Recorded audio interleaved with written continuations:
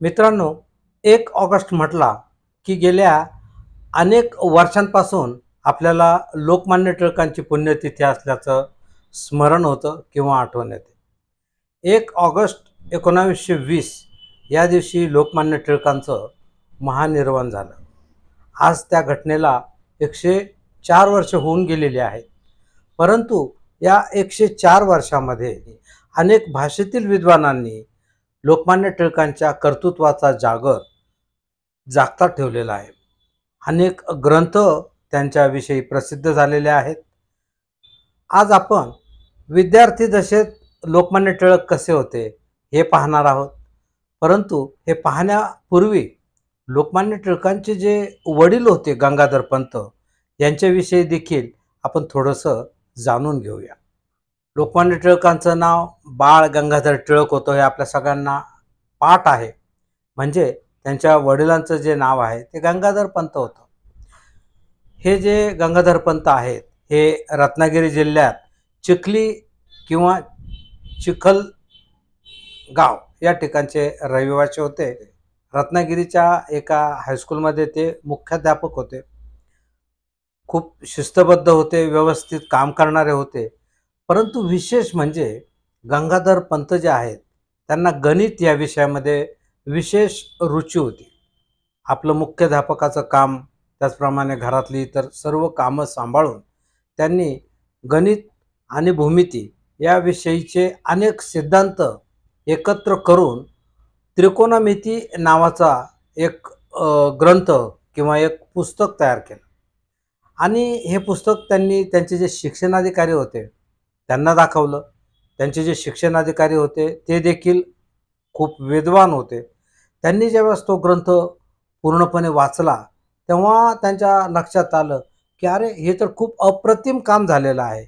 अशा प्रकारचा ग्रंथ, गणिताविषयी मार्गदर्शन करणारा ग्रंथ मराठीत तर काय, परंतु भारतामध्ये कुठेच प्रसिद्ध झालेला नाही. एवढंच नाही तर इंग्रजीमध्ये देखील अशा प्रकारचा ग्रंथ प्रसिद्ध झालेला नाही याची त्यांना कल्पना आली. ते गंगाधर पंतांना म्हणाले की अहो, तुम्ही इतकं छान काम केलेलं आहे की तुमचं हे जे पुस्तक आहे हे आपण भारतातल्या सगळ्या शाळांना पाठवू. सगळ्या शाळेतल्या शिक्षकांना भूमिती किंवा गणित शिकवताना याचा खूप उपयोग होणार आहे. या कार्याबद्दल गंगाधर पंतांचं यथोचित कौतुक करण्यात आलं. त्यांना चांगले पुरस्कार देण्यात आले. त्यांचा सगळीकडं मान सन्मान करण्यात आला. मात्र आपल्याकडे काही विघ्नसंतोषी मंडळी असतात. त्याप्रमाणे त्यांच्याच शाळेत काम करणारे एक उपशिक्षक होते. त्यांना गंगाधर पंतांची ही प्रसिद्धी काही पाहवली नाही. ते शिक्षणाधिकाऱ्यांना भेटले आणि त्यांना म्हटले की अहो, गंगाधर पंतांनी हे पुस्तक लिहिलेलंच नाही. एवढं कुठे त्यांची कुवत आहे. त्यांनी कुठल्या तरी एखाद्या इंग्रजी ग्रंथावरून त्याचा अनुवाद केलेला आहे. गंगाधर पंतांचे जे शिक्षणाधिकारी होते तो मोठा झकास माणूस होता. विद्वान तर होतेच. ते त्या उपशिक्षकाला म्हणाले, हो, मला देखील तसंच वाटतं. परंतु तुम्ही असं करा की ज्या ग्रंथावरून, ज्या इंग्रजी पुस्तकावरून गंगाधर पंतांनी मराठी अनुवाद केलेला आहे ते पुस्तक तुम्ही मला जर आणून दिलं तर या गंगाधर पंतांना दिलेले सगळे पुरस्कार मी परत मागून घेतो. अर्थात त्या उपशिक्षकाला तो ग्रंथ काही आणता आला नाही, मिळवता आला नाही. कारण अशा प्रकारचा ग्रंथ नव्हताच तर तो आणणार कुठून. हा जो ग्रंथ होता हा गंगाधर पंतांनी लिहिलेला ओरिजिनल मुख्य ग्रंथ होता. आता काही दिवसानंतर याच उपशिक्षकाने 1857च्या युद्धात नानासाहेब पेशवे यांच्यावर एक छोटासा लेख लिहिला. आता त्या काळी 1857 म्हणजे इंग्रजांच्या विरुद्ध लढणारे जे लोक होते त्यांच्याविषयी काही बातमी किंवा माहिती जर मिळाली की इंग्रज सरकार अगदी जागं व्हायचं. या उपशिक्षकाने लिहिलेला लेख पाहून इंग्रज सरकारचे अधिकारी त्यांच्या घरी आले आणि त्यांनी त्याला उचलून थेट तुरुंगामध्ये टाकून दिलं. आता गंगाधर पंतांच्या ऐवजी जर इतर कोणी असतं तो म्हटला असता की बरं झालं, हा माणूस असाच त्रासदायक आहे, तुरुंगात गेला ते छान झालं. पण गंगाधर पंत तसे नव्हते. कोणाचा द्वेष करणं हे त्यांच्या रक्तातच नव्हतं. खूप मान सन्मान गंगाधर पंतांना या पुस्तकामुळे मिळालेला होता आणि सर्व अधिकाऱ्यांमध्ये, विद्वानांमध्ये त्यांचं नाव पोहोचलेलं होतं. त्यामुळे ते शिक्षणाधिकाऱ्यांना, वरिष्ठ अधिकाऱ्यांना भेटले आणि त्यांनी सांगितलं की या उपशिक्षकाने हा हा जो लेख लिहिलेला आहे, हा सहज लिहिलेला आहे. त्याचा इतर कोणाशी काही संबंध नाही असं माझी खात्री आहे. तेव्हा तुम्ही त्याला सोडून द्यावं मी तुम्हाला विनंती करतो. गंगाधर पंतांच्या शिफारसीमुळे इंग्रज सरकारने त्या उपशिक्षकाला सोडून दिलं. तर असे ते गंगाधर पंत होते, विद्वान होते आणि सहृदय देखील होते. त्यांचा हाच गुण लोकमान्यांनी म्हणजे बाळ गंगाधर टिळक यांनी देखील उचललेला आपल्याला दिसून येतो. त्यावेळची मंडळी आपल्या ध्येयासाठी कशी झपाटून काम करायची किंवा त्यांची दूरदृष्टी कशी होती त्यासाठी वाटेल ते करण्याची त्यांची तयारी असायची. त्यावेळेस शिक्षकांचे पगार साधारण ₹20, ₹25, ₹30, ₹35, फार झालं तर 40, 50, ₹75 एवढेच असायचे. त्याचप्रमाणे थोडंसं शेतीचं उत्पन्न देखील गंगाधर पंतांना यायचं.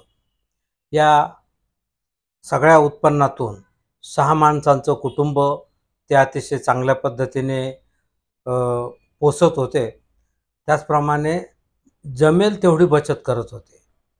त्या काळी विचार करा, त्या काळी गंगाधर पंतांनी आपल्या मुलासाठी ₹5000 एवढी बचत करून ठेवली होती. विचार करा, ₹20 किंवा ₹30 पगार असताना आपल्या मुलाच्या शिक्षणासाठी ₹5000 ही खरंच खूप मोठी रक्कम आजही मानली पाहिजे.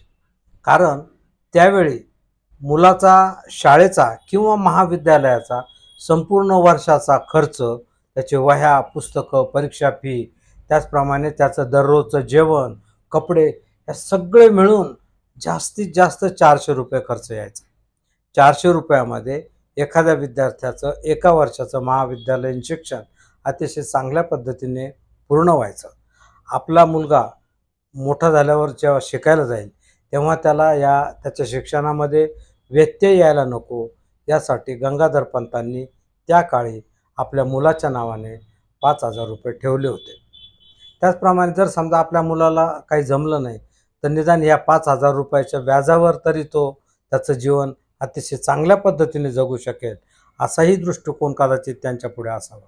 परंतु त्यांनी हे कसं केलं असेल ही खरंच कौतुकाची, ही खरंच अगदी विचार करण्यासारखी गोष्ट आहे. गंगाधर पंतांनी या सगळ्यांकडे किती त्यांनी संयम, निग्रह ठेवला असेल आणि आपल्या मुलाच्या शिक्षणासाठी एवढी मोठी रक्कम त्यांनी त्या काळी काढून ठेवली ही खरंच आजच्याही पालकांनी विचार करण्यासारखी गोष्ट आहे असं मला वाटतं.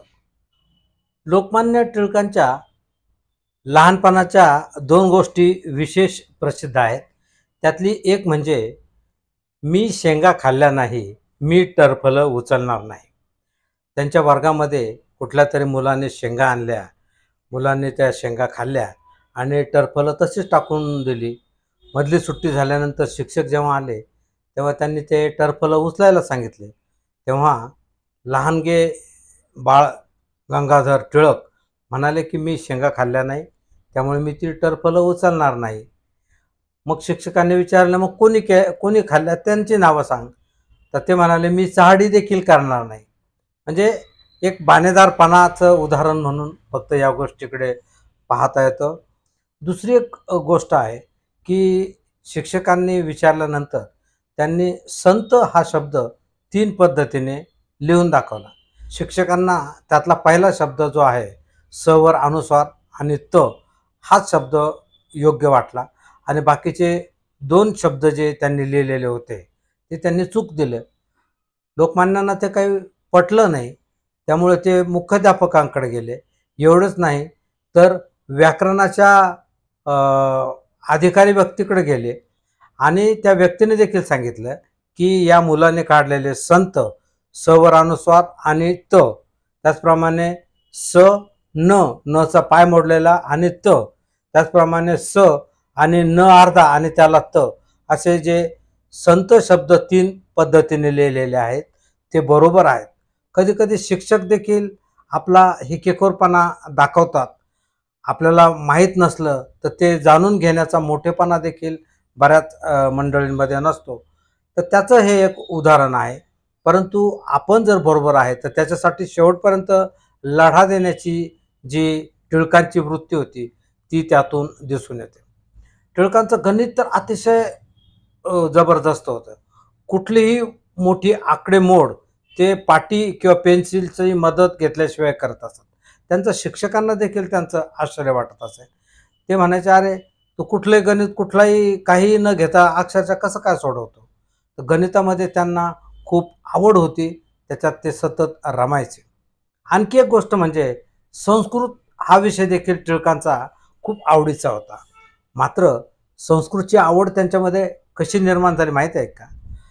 टिळकांचे जे आजोबा होते ते संस्कृतचे मोठे चाहते होते. संस्कृतचे पंडित होते आणि ज्यावेळेस टिळक लहान होते त्यावेळेस ते आपल्या या नातवाबरोबर पैज लावायचे, की जर तू आज एक श्लोक जर पाठ केला, पाठ करून मला म्हणून दाखवला, तर मी तुला त्यावेळचं एक पैशाचं जे नाणं आहे ते तुला भेट देईल.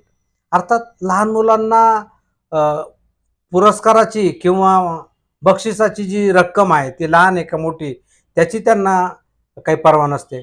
बक्षीस मिळालं याचा त्यांना मात्र खूप आनंद होत असतो. त्यामुळे लहान का बाळ त्यांनी सांगितल्याप्रमाणे दररोज एक श्लोक पाठ करायचा. ही जी पाठ करण्याची आणि आजोबांकडून एक पै मिळवण्याची ही जी स्पर्धा दोघा आजोबा नातोबाची चालायची त्याच्यामध्ये 2-3 वर्ष हे कंटिन्यू चालू होतं. म्हणजे विचार करा, एका वर्षी 365 श्लोक त्या मुलाचे पाठ व्हायचे. पण नुसते पाठच व्हायचे असं नाही, तर मागचे श्लोक सुद्धा ते आजोबा विचारायचे. मग ते विचारायचे, "हां, बोला." केशवराव, लोकमान्य टिळकांचं मूळ नाव केशव होतं. आजोबा त्यांना केशवराव म्हणायचे गमतीने. "केशवराव, 200वा श्लोक कोणता होता?" की लगेच लहानगा बाळ ते लगेच म्हणून दाखवायचा. "हां, आज तो झाला. पण 105वा श्लोकला आपण काय पाहिलं होतं?" तर लगेच 105वा श्लोक कोणता पाठ आहे. अशा पद्धतीने 365 दिवसाचे 365 श्लोक या बाळ यांना पाठ झालेले होते आणि त्यामुळे त्यांचं संस्कृतचं जे पाठांतर आहे, कौमुदी किंवा इतर जे ग्रंथ आहे, ते त्यांनी त्याच वेळी बालपणातच त्यांच्या मुखोद्गत झालेले होते. संपूर्णपणे पाठ झालेले होते. गणितातही त्यांना खूप रुची होती. संस्कृतमध्येही त्यांना खूपच आवड होती. त्यामुळेच त्यांनी पुढे ज्योतिषशास्त्र या विषयात देखील खूप प्रगती करू शकलेले आहे. त्याचं हे जे बीज आहे हे त्यांच्या लहानपणात किंवा त्यांच्या विद्यार्थी दशेमध्ये होतं असं म्हणता येईल.